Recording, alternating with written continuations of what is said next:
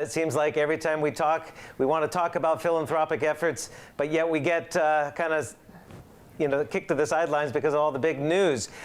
We have this negative news out there from the U.S.-China trade deal possibly unraveling. More tariffs are possibly looming. New missile tests from North Korea.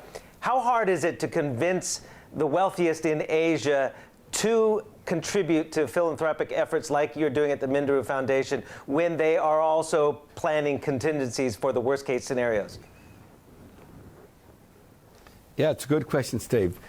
In a nutshell, what you've got is a very short-term attitude if we just worry about things like a North Korea pathetic little missile test or a Donald Trump tweet. If we step back and look at the entire world and look at what the Anthropocene is going to be like in, say, 50 or 100 years, or if you even take a second to look into any child's eyes on the street and say, what kind of world do I want to leave you, then you'll actually stop being so short-term. And I say this to all the Asian entrepreneurs.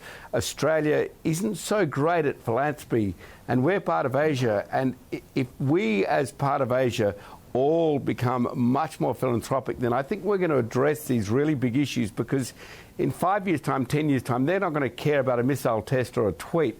They're going to care that the oceans were full of plastic, which you let happen. They're going to care that modern slavery got out of control. They're going to care that you didn't stop cancer when you could have.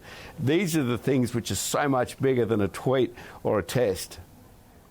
Now, is the needle moving on getting people to change their mind about philanthropy, given the fact that many of the Asian billionaires, the newly minted ones in China, they're so much younger than the billionaires that we see in the Western world? Yeah, exactly, Steve. And I kicked off my giving when I was about 30 as well, and I'm just saying to all of those, come and join us. Come and make a real difference with your capital. I mean, you don't need an extra yacht. I mean, you're not going to be able to sail in two at once.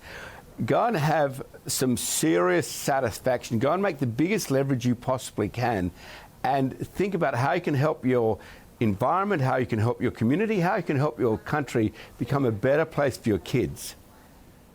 Andrew, how is this possible collapse of trade talks between China and the United States going to affect the metals market, in particular iron ore? It's already right now, at some of the highest levels in 5 years. Look, China is actually growing really strongly. The United States is actually growing really strongly. You've got very low unemployment there. You're going to see solid growth in those countries. But I'd say to President Trump, calm the farm. You're going to get a good deal. China needs to be able to lead its people out of poverty. Don't take your eye off that. They've got very big priorities too. And let's just move on.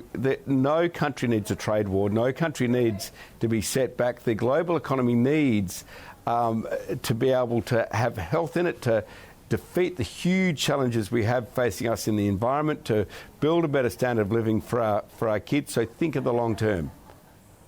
Do you expect more stimulus to come down the pike from China? They've talked about dialing it back a bit, but if the trade deal is going to fall through, they might do some more stimulus. We're already hearing that Triple R cut is coming for smaller banks May 15th. Right now in the iron ore market, you have strong demand still, but lower supply. How do you see the dynamics changing in the coming months? I'm asking you a short-term question.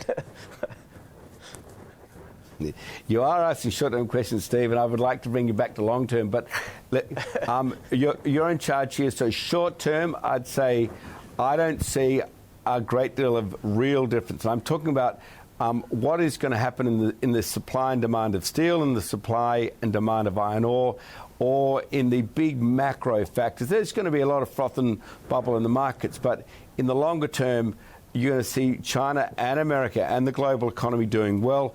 I don't believe that Trump will seek to derail these talks. I do believe that he has a genuine relationship with Xi, and that he understands the heart of the president of China. And the heart of the president of China is to rid his country of poverty. Now, that's going to be good for the world. It's going to be great for China. It brings us back to, you're not going to inherit a better world if you allow the oceans to be completely smashed with plastic. You're not going to inherit a better world if human rights are the worst they've ever been in modern slavery. You're not going to inherit a healthy world if cancer is still the biggest killer of people in China. These are the things we've got to take on. We've got to move through the short term and think, as the newly minted Asian billionaires, let's get a better bang for our buck. Let's get more than the next dollar. Let's really help our society. Andrew, very quickly, of course, you know that there's African swine fever here in China right now. I bring the question back to Minderoo because you have Harvey beef in your portfolio since 2014 when you bought it. Do you have the capacity and the desire to increase beef exports to China? Yeah, we certainly do. We want to do it on the basis of great quality. We want to do it on the basis of beautiful, clean, green, reliable supply. But yes, we absolutely have the capacity to increase production, and we will be doing that. Beef is a fantastic, clean source of protein, and we intend to make it very available.